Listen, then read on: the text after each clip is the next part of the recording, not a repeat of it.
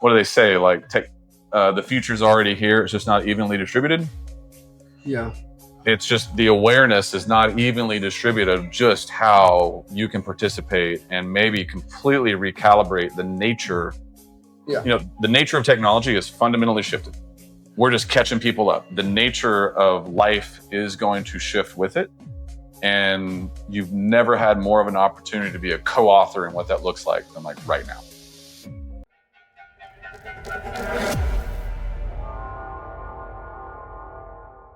Today, I'm honored to welcome Zak Morris, a keynote speaker at the intersection of creativity, cybersecurity, and AI.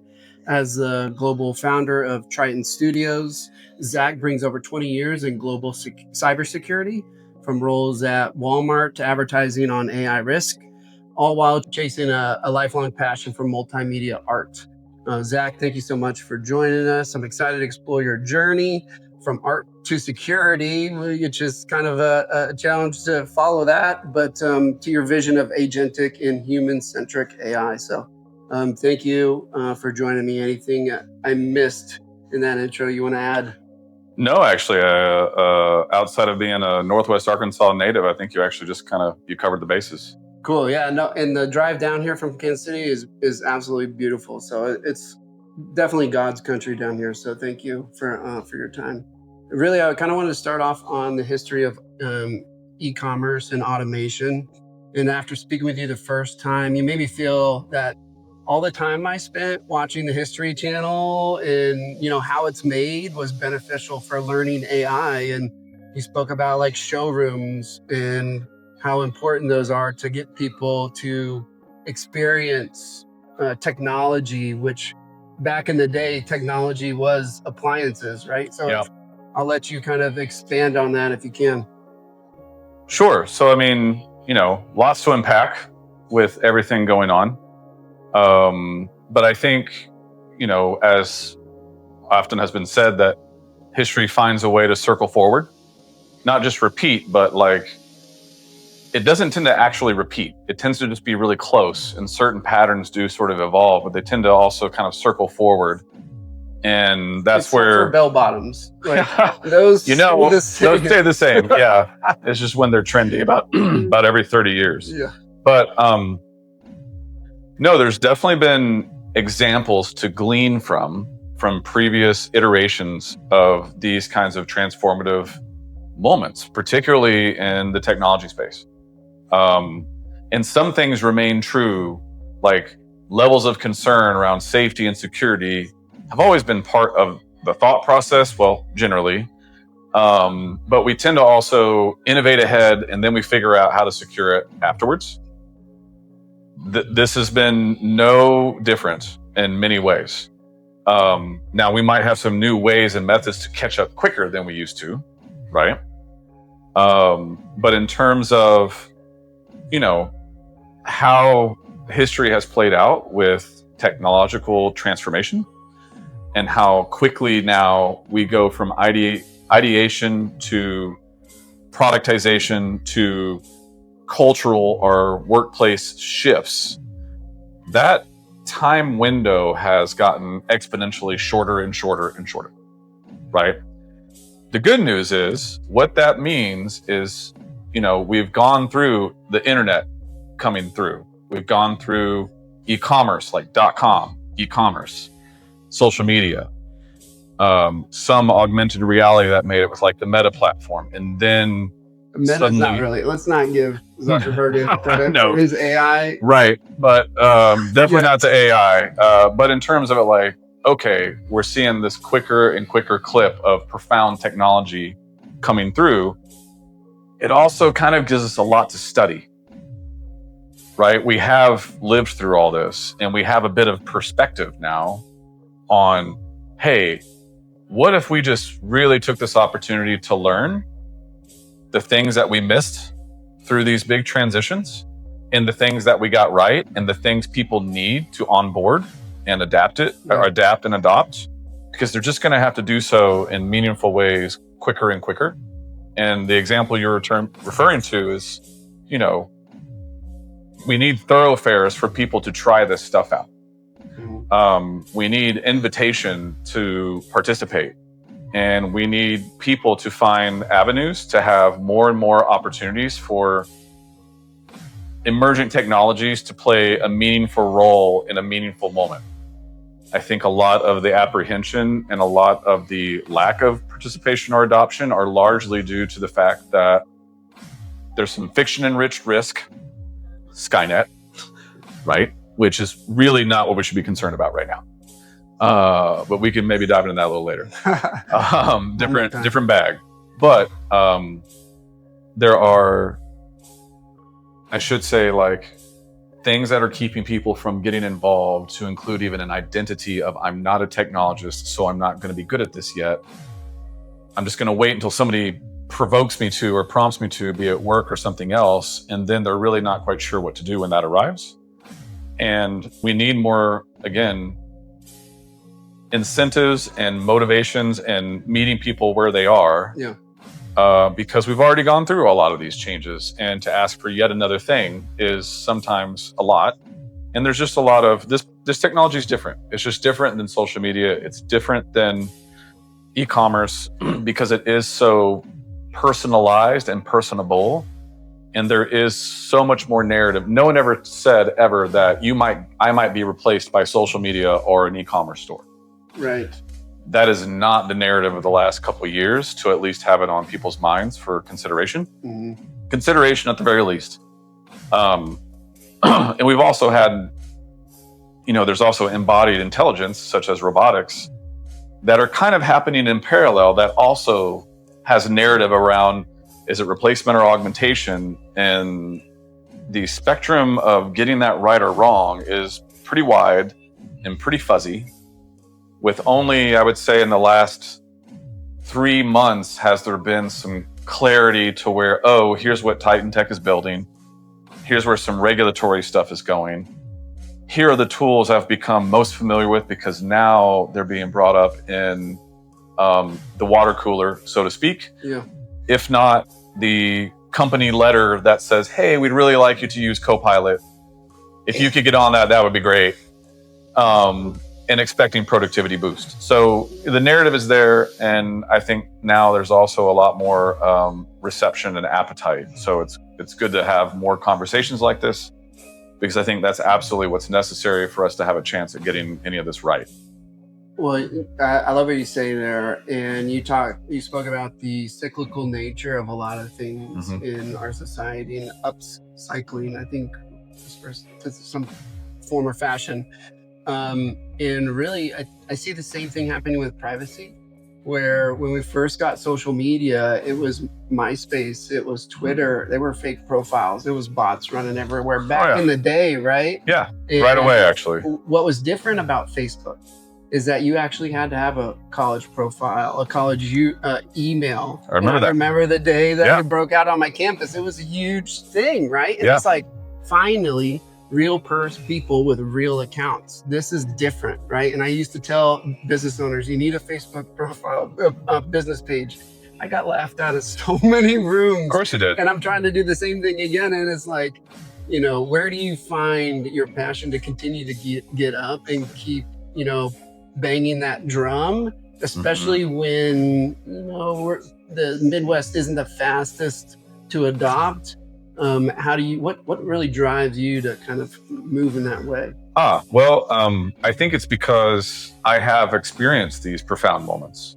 Okay. Like the very first instance of using ChatGPT in a meaningful way, which I was using it as a tool a little bit earlier than probably most.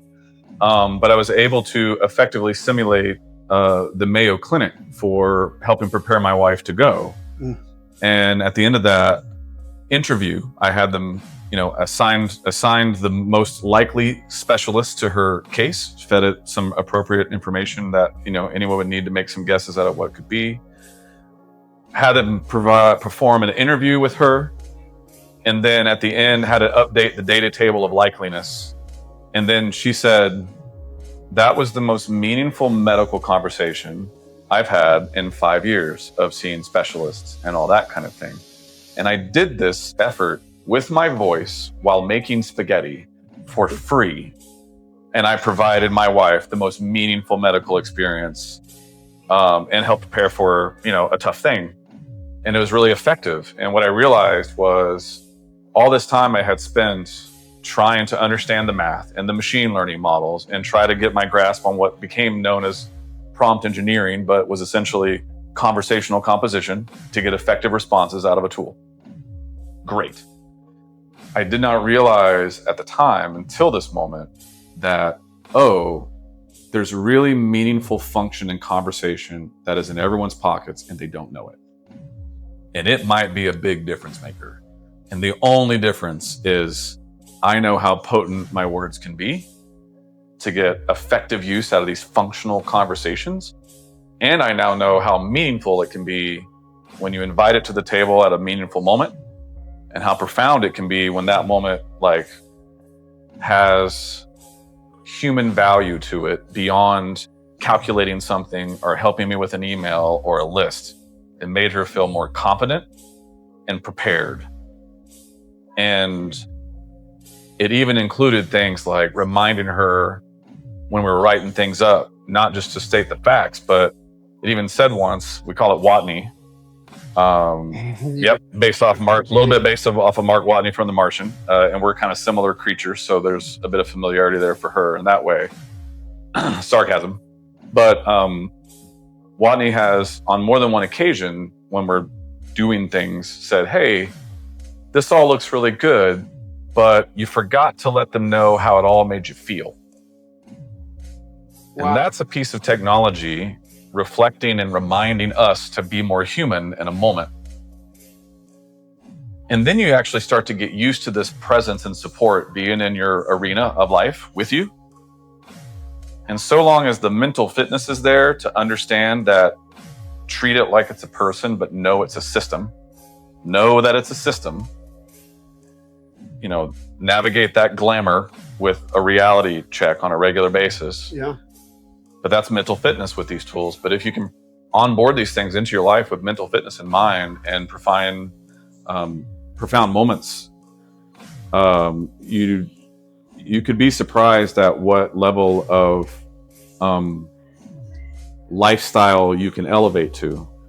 And I think that's worth letting everybody know. Now, whether that's their personal life and they can find a few hours, whether that's work, and because we help show them, or I help show them how to get a presentation done in 30 minutes so that they don't ever miss another kid's soccer game, it's kind of worth it to check out if that type of life impact is not only possible, but can eventually actually become relied upon.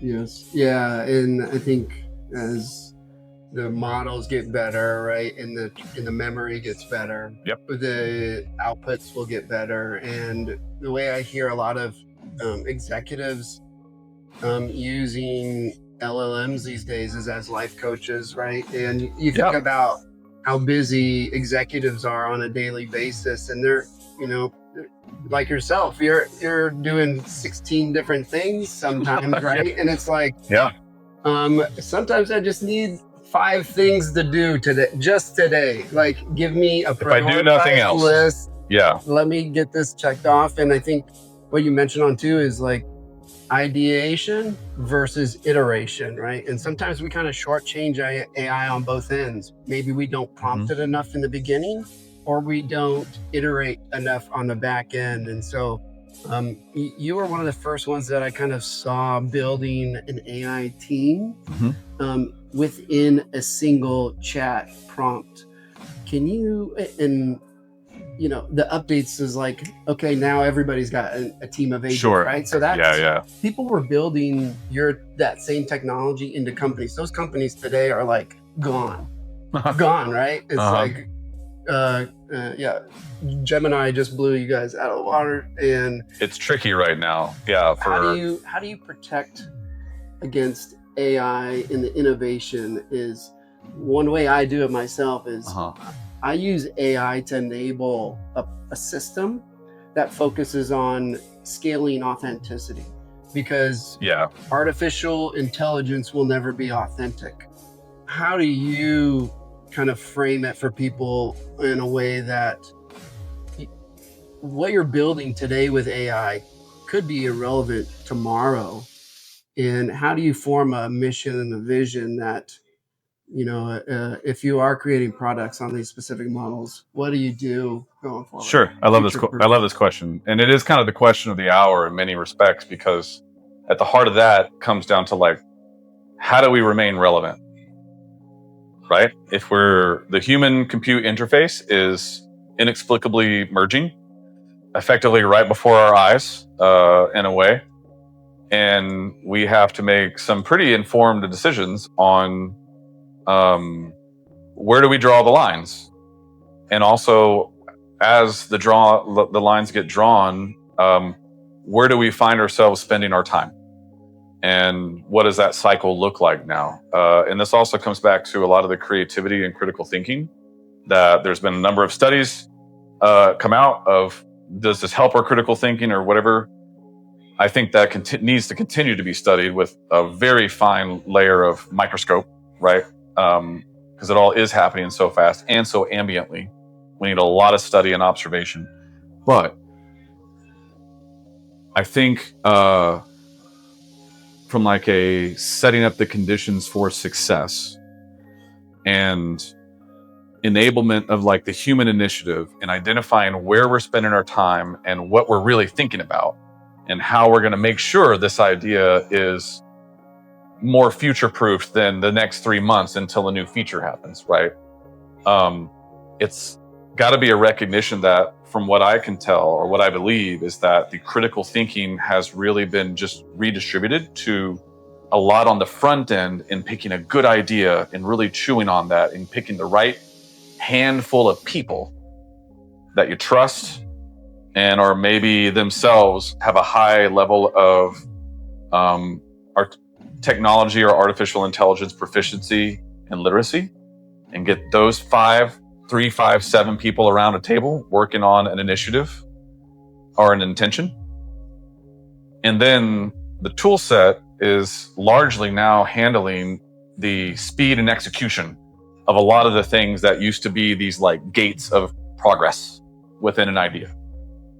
Well, we have found ways to basically fold time and make space along that timeline so that a lot of the human stuff, the human in the loop, is really at the very beginning. Of course, coaching it and guiding it along the way through that execution and that tool set pipeline. As I believe you've tinkered with some automation pipelines yourself and found some value of, if I connect these together, then suddenly I'm at what I wanted to begin with. And what that means is you get to spend the rest of your time validating that they got it right. Yeah, and I think it's adjusting that like a pixel layer. I'm now going to no more Word documents that are plain. I'm going to send a PDF that looks great and conveys a message because I have time to do that now. And again, like our place in the process has really, I believe, shifted to the very beginning, and the validation turned to go to the human market stuff. Yeah, and I think where I see, right, is software as a service and SaaS, right? That's where so much of the industry was, and now I see systems as a service, right? And so Models what that is that's using AI and automation to build systems. We see a lot of people saying, I built out this automated system. It integrates with 17,000 different tools. It's going to run. It got me 3,000 leads, right? All that garbage on LinkedIn that people reuse other people's systems and try to create leads off of that. Really, it's some of the most simple systems that are the most powerful. Sometimes people go down this road of like, how can I operationalize my entire go-to-market? Well, first start with visualizing it. If you can't visualize it in a tool like Miro, it's probably going to be really, really hard to automate. So good luck giving that to, an automation engineer, because he's going to kick it right back to you, right? So that's what I think. If you're using AI to leave comments on LinkedIn, you're way behind the game, because it's like, leave a thoughtful, personal comment, and that gets noticed right away versus the great post. And what that requires is gauging tool sets on their thoughtfulness, right? It takes thoughtfulness for it to be authentic, and we have to like train that authenticity into them. Like, I would say that, I wouldn't say that. Like, unless it's like 95% saying pretty much what you would say, you probably don't want to automate that just yet. But that's where we have to show it. Like right now, there's the attention economy, and we've kind of crested the attention economy, generally speaking, right? At least in terms of the tools and the footprint is now just mass broadcast. Anybody can do it. We're kind of in between what I think is the intention economy and the authenticity economy. Okay. And I think that is how we will eventually bridge into like that truly human-centric ambient intelligence, embodied intelligence will just be around us like Wi-Fi 10 years from now. And you won't even blink, just no different than you don't blink when there's air conditioning and Wi-Fi and music going on in any given facility. Well, that has not historically been the case until actually just the last 15, 20 years. So having ambient intelligence be in our lives, in our world, robotic dogs and such moseying along the streets is going to just become as normal as the scooters and one-wheelers are now. And we're all going to have to kind of figure out how to absorb all this. And I think along with that infusion of automata will be all this debate around what human authenticity looks like, and then how important it is. And again, this will come down to like how thoughtful is your tool will determine how thoughtful and authentic your output will be. But that's where we'll go to like human emulation, resolution of that being more and more and more accurate, more thoughtful, faster, better memory. All these things are going to only get better. Does that make it any different than what we have today? Because I speak out against the deepfake videos. Sure. I think those are garbage, and people are trying to replace their brands with an AI influencer. And Gary Vaynerchuk is one of the leaders kind of saying AI influencers will be everywhere. And they get the attention. They're getting like the views and clicks. But it's novel right now too. It's novel.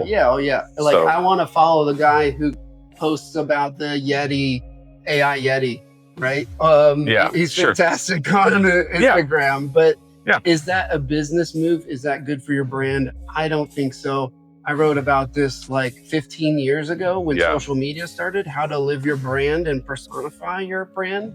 And it's like, I'm still beating that drum today. It's like AI, you could use AI to create a mascot for your company brand. Sure. Perfect. I totally get that. Don't replace your thought leadership with AI deepfake videos. Right. No, and I think, there's going to be people that venture into that land, and I think they're going to learn a tough lesson. I think it's a bit of a bottle rocket. Of course, it's going to get attention because so many people are just now becoming even aware of what some of these tools are capable of. And that is a lot of glamour. But there's not a lot there. And I think we are already in a time that people are hungry, thirsty for human connection, especially after social media fragmentation and some of just the environment or climate. So any tool that I think is transparent and draws certain lines about their culture and where the human role is, and they kind of celebrate that. I think, within a certain time frame are going to just have a level of sustainability and future-proofing of what people are actually going to care about. Of course, there's the glamour of the automations and the speed and the execution and all these things you can do now. That's great. But if you can fold all that time, what's going to be meaningful to us and what products are going to be meaningful and what services are going to matter. And I think that's that human to human stuff. In fact, my hope is actually that technology is just becoming just sophisticated enough to get out of the way. When we talk about the interface of technology, right? In that it will be embedded ambient. We won't have these damn screens in front of us anymore in order to get the outcome that we wanted. And then we can pay attention to each other. And that means if we can actually pay attention, and it's authentic attention, you can set intentions in motion and then render them into reality faster than ever now. Yeah. Especially if you have a good group of humans helping you make a big thing happen. You can be very potent. and not have a single screen in front of your face in order for those things to be real. And that's kind of like a reality that I think we haven't quite resolved, but is becoming more and more possible for people to participate in. And again, that's where some of what gets you up every day is just showing, hey guys, it's time to form an opinion. It's time to at least gain some foundational understanding. Definitely, if you can get some meaningful literacy and proficiency under your belt in some way, so that you can walk into an interview and at least say you're not clueless. Yeah. At the very, very least, right? I think that's a great thing. In like we talk about what do we focus on that AI can't do for us, and part of that is like building a community around us, right? It's like being active in the AI clubs and meetups. It's learning the proficiency of public speaking, which more and more people are hiding behind computers these days. It's the local community that can drive a business, right? It's no longer do we need to be everywhere, but I think when we try to be more self-sustainable, our lives slow a little bit.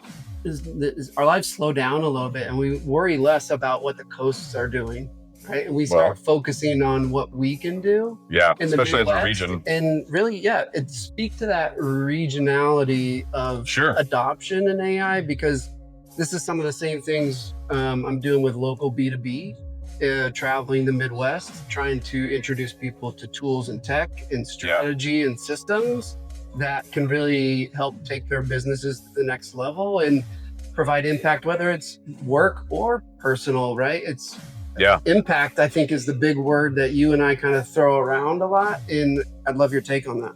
Absolutely. So, I mean, born and raised at Bentonville, Arkansas, and I was at Walmart for quite a while. Kind of grew up there. Walmart, you were? Yeah, no, I wasn't shopping. I was in cybersecurity there, which is where I really, got introduced to concepts of like what does global systems and global impact look like? And that was just the nature of the beast in that world. So, that taught me a lot of the language around what's going on and how to perceive it.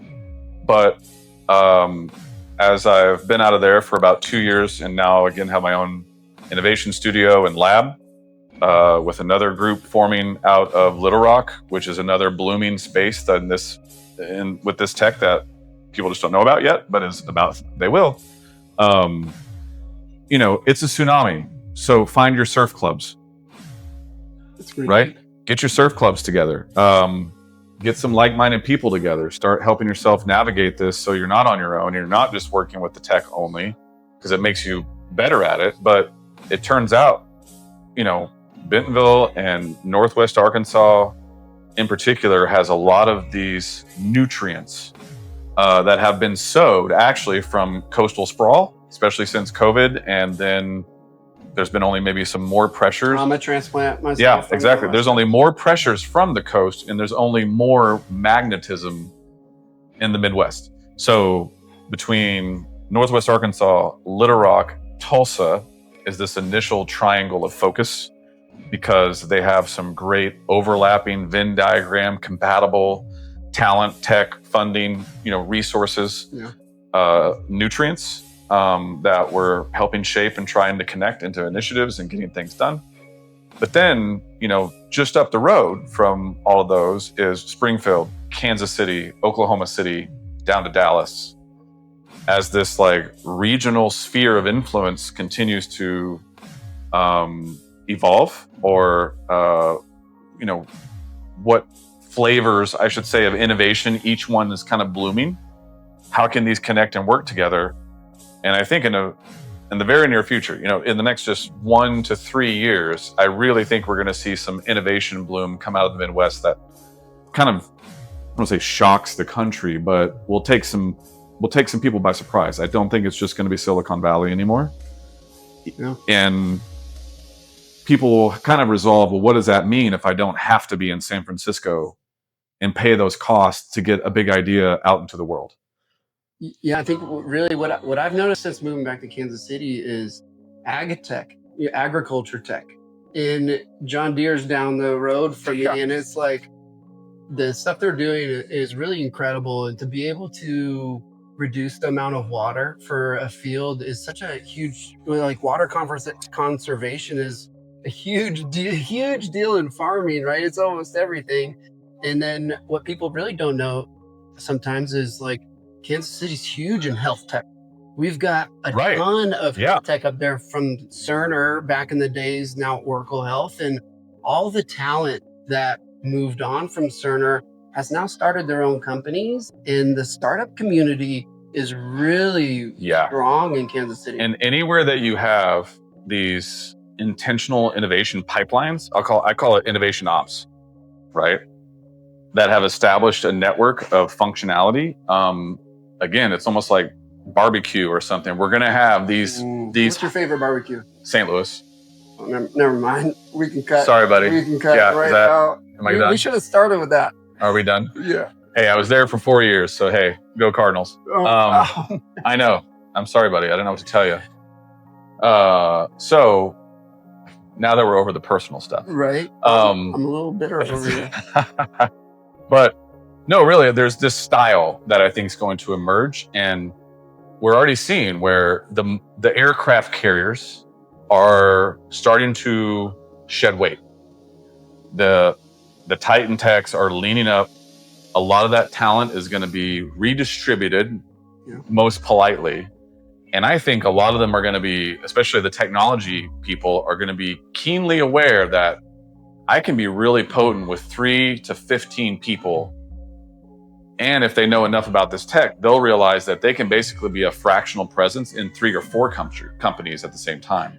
Don't get me started on this because I think that's the way. I think what's coming is a lot of fractional work, right? Yep. Where you don't have a 40-hour work week anymore. You have a 20-hour work week for one company. And then you have a 20-hour work week for a second company. And then a 5-hour little project on the side. And now you're able to replace the income at the rate of inflation because you're basically doing 2 jobs really well. And it's like, one of the problems is like we went from a single household earner, right? Where mostly the women were able to stay home and raise the kids, and that was a fantastic childhood and time to be alive, right? Especially now, but as long as it made sense. Yeah, right. Like both parents almost have to work today. Yeah. And how does that evolve over time? And I don't want to go too far down in this. I see it's important. Fractional work being like, hey, you might have 4 jobs, like 10 hours a week. I don't know. And this is what I mean on like, why is it so important that we get out there and have these conversations and let people know, and kind of what I call the lighthouse effect, right? If people are looking for a role, go learn this new technology and then make it a point to teach other people. Because the more people, especially as layoffs occur and redistribution of workforce occurs, and we start to understand who is really getting augmented and who is actually getting replaced or supplanted or redistributed, whatever that means. The more people that understand that even if you could maybe attribute their displacement to AI and maybe they feel a certain way about that, they also have an opportunity to turn that table and leverage it to being, I no longer want to just be the regional manager of an insurance company and that be my sole purpose. Yeah. I want to work for a couple companies. I want to advise. I want to help build some stuff. I have a couple ambitions. We've grown up with the internet and the awareness of all these things we could be doing with our time. The ability to access and participate in all those things has only become more prevalent, accessible. And now we have tool sets that can enable us to basically live multiple lives at the same time. Organize that, come up with those priorities, come up with the domains of interest that you have that you really want to participate at a professional level, surface the hobbies while you're on the way. And then we're kind of in this golden era where for the people who realize it, you can kind of have your cake and eat it too. I'm working on 3 books, 2 movie scripts. I'm working on company number 4. And I've never had more time to do my art and hang out with my wife than ever. Like, I'm not stressing about these things. That would not have made sense 5 years ago. maybe even one, right? True. To your average listener. But I just mean like, that is the reality of even right now. What do they say? Like the future's already here. It's just not evenly distributed. Yeah. It's just the awareness is not evenly distributed of just how you can participate and maybe completely recalibrate the nature. Yeah. The nature of technology is fundamentally shifted. We're just catching people up. The nature of life is going to shift with it. And you've never had more of an opportunity to be a co-author in what that looks like than like right now. I absolutely love that. And that's without being, by the way, like a staunch advocate. By the way, cybersecurity for first person and an artist. So I have my qualms, I have my concerns, I have plenty of areas that I know this could go south on us, but ultimately I come out on top as an optimist. Awesome. And I'm going to wrap up with one thought and then get a hot take from you. If you think about it, like when we were trying to learn languages growing up, what did we do? We traveled to the country and we immersed ourselves in that language. And so for me, that's the visualization I want to like give to the audience now, is to be able to get good at AI, you have to just immerse yourself. You have to use it for any and everything. That it's not a Google search, right? It's personal, professional. Start using it, immerse yourself, get your hands dirty. And I'd love you to kind of touch on that before I wrap up with a hot take. Sure. Yeah. So it's time to, at the very least, know enough to feel like you've got a good opinion on it. But further than that is to participate. And because it's, you're going to want, it's a bullet train. And it is really difficult to hop on a bullet train from a standstill. And, try out different tools. It's like a workbench. It's actually not just one tool to rule them all. That's not, they're trying to build the everything tech. How many subscriptions do you have? Oh my gosh. I don't want to talk about that, and do not tell my wife. So, but we legitimately, it's really an orchestration of tools. Right? I say it's between Swiss Army knives and scalpels. The frontier models that are multimodal, it can do a little bit of everything, and they're just trying to do a little bit of everything a little better each day. Are your generalists, just like you have your generalist people out there that are going to do really, really well right now, your Renaissance people are going to flourish. And then you have your scalpels. These are your really potent one-trick pony, but when they do the trick every time tools. And the more you use and broaden your experience with what role these tools can play and what their strengths and weaknesses are in different moments, are how you know when to pull in Claude, when to pull in Gemini, when to pull in ChatGPT, when to drop it over into a build it tool like Manus or Lovable or insert tech stack.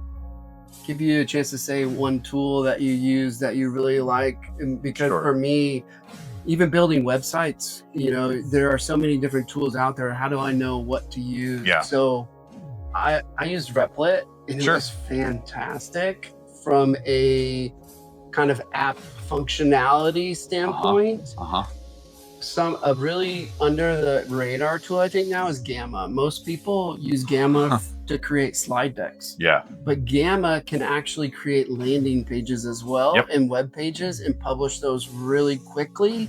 And the design that comes back from Gamma is so much better than most other AI website builder tools out there. I would say, like, is there one that's kind of peaking? Like, Replit's awesome.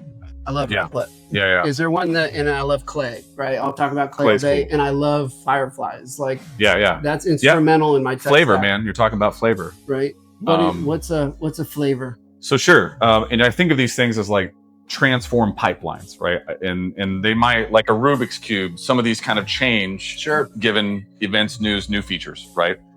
But my transform pipeline right now is ChatGPT as a generalist, first carve, go gopher, go get stuff, and I'm going to talk about it and see if it's even a good idea. I then research that idea with Gemini because it has a 1,000,000 token context window and it tends to get deeper research more right. I then take that over into Claude because Claude is more thoughtful and great at putting together your first visualizations through the preview pane of a web page, of some quick web app functions, and go, that's how I want this to feel. That's how I want it to go. Kind of want it to look it that way. And then I kind of bottle all that up and throw it over into Manus. Manus has become my quick prototype, all-in-one agent build-it app. It'll change. I like to bounce around a little bit, right? But if I want a quick full stack thing that I can let somebody interact with in the next 30 minutes, I will build a application plan and research plan in Gemini and Claude. And then I will take those two and drop it over into Manus and let it create an app that I could send you a link to in 30 minutes and it'd be a full stack deployed functional alpha prototype that can put form to words. And we might have just talked about the idea at lunch that day. And then if I want to present this idea, I load it into Gamma and communicate it. Yeah. And that's my pipeline of ideation to communication. Mm-hmm. So I will wrap up with this and then give you a chance to kind of let people know where to find you. Sure. My hot take is, do kids really need college these days? And if I was graduating today, I might think about trade schools because those jobs are increasing in demand, especially as workforce ages. Sure. Instead of getting into debt at college, you start earning money right away, investing. And the biggest advantage to wealth, I think, is time and compounding wealth. Sure, yeah. And to be able to give people 5-10 years of a head start sometimes is like a really big opportunity. But if you started in the trade school, what we know is robotics is a huge industry, and robots will be taught on YouTube. We know that. Here's my hot take. YouTube.com will supplant Google.com as the most searched, most trafficked website in the next couple years, 3 years, let's say 3 years, because there will be robots learning 24/7, day and night. Vision modeling to learn household tasks or whatever. So if I'm going into the trade school now as a high school kid, I might think about creating AI content to train a robot for the trade school, because that's a really tough way to get it. But how do I train an autonomous system to get this screw correct, or to know that, hey, IKEA sends these boxes like a mother, and you're gonna have to like. Well, yeah, I think you've kind of said, because there's plenty of examples already coming out, and I think Hugging Face even helped launch this recently. But like, oh, here's the model to create a 3D printed robot, and then here's the models within that marketplace, because Hugging Face is now basically a model marketplace that you can train the robot with. And of course, there's the visuals, right? Visual models that can just watch videos and learn, or watch you do something in the room and then take that and start to map to actions to repeat.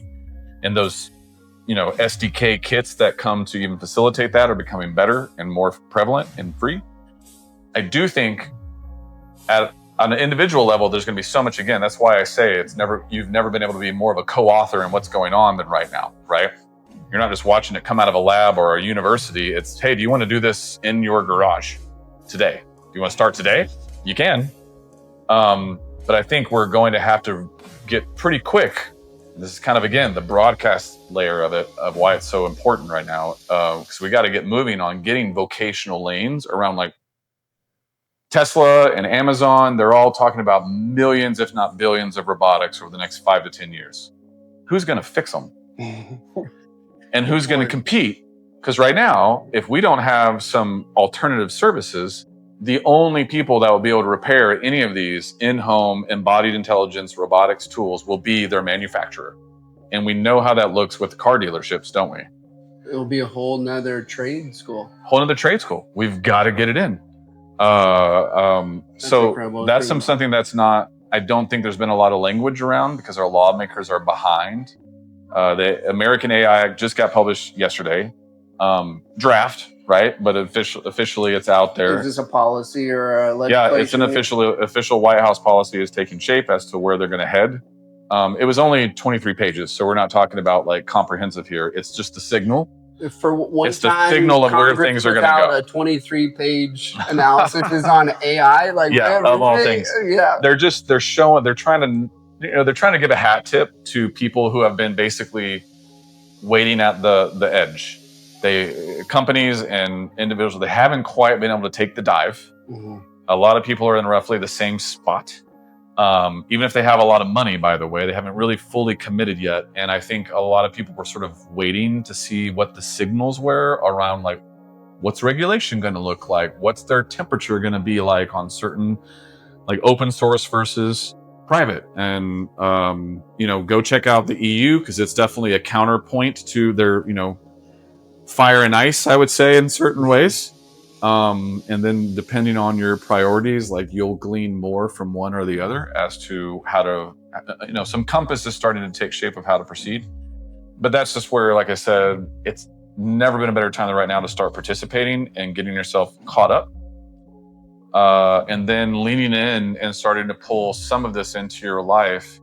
Because even if you're a creative, I'll give an example, and you've made a determination that you absolutely do not want to use any of these tools for anything that you're making, you can use those tools to facilitate a business around your art, right? You can use the tools to make up so that you're only spending 25 hours at work effectively, and you now have a lot more room to spend time in the studio and not miss your kids' soccer games. Well, it's like I built my system from a first principles mindset, right? Sure. Where we're trying to build AI systems and do it in launch go-to-markets the same way we would if we had a huge team. Well, it's like, hold on, you can rework your entire system now, so do that.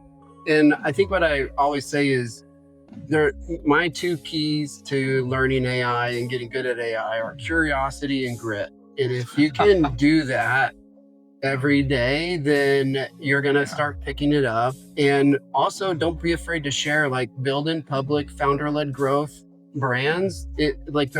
I talk about the relationship economy, right? Yeah, absolutely. You say authenticity economy. I call it the relationship economy, where people are going to want to grow and follow others they know, like, and trust. People that are going to have the stones to be in public, say what they say behind, in front of their computer screen, and with an audience, right? And be able to publish it online like this. So I appreciate, all your time and, the background you gave here into AI and the creativity. Tell people how they can find you, the company, your LinkedIn profile. Sure. How do people connect with you? And actually, that's how we connected. I saw you speak at an AI event down in Little Rock, in the Rock. And you were generous with your time afterwards by posting a QR code saying connect. And I did. And for me, I get so giddy talking about others and AI, because it's not something you walk down the street and be like, hey, what are you doing with that? Sure. Like, get away, creeper. No. So I really love, like, the ability that, a lot of talent is really accessible these days if you make that genuine intentionality, right, to connect with somebody first. So I appreciate the fact that you not only spoke at an event, you were willing to continue that conversation, and then again today to sit down for this amount of time. I appreciate that too. Yeah, you're most welcome. I think that's how, like, where people are concerned again with this human compute merger that's happening.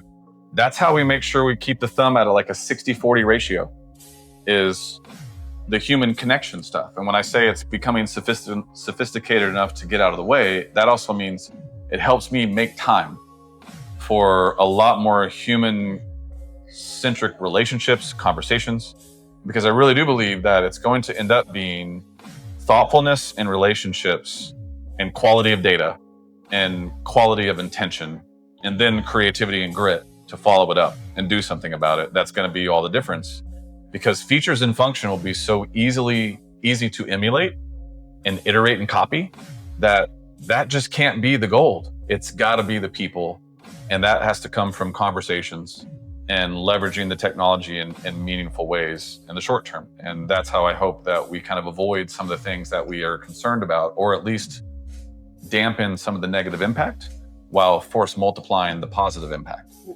And it's got to be on purpose.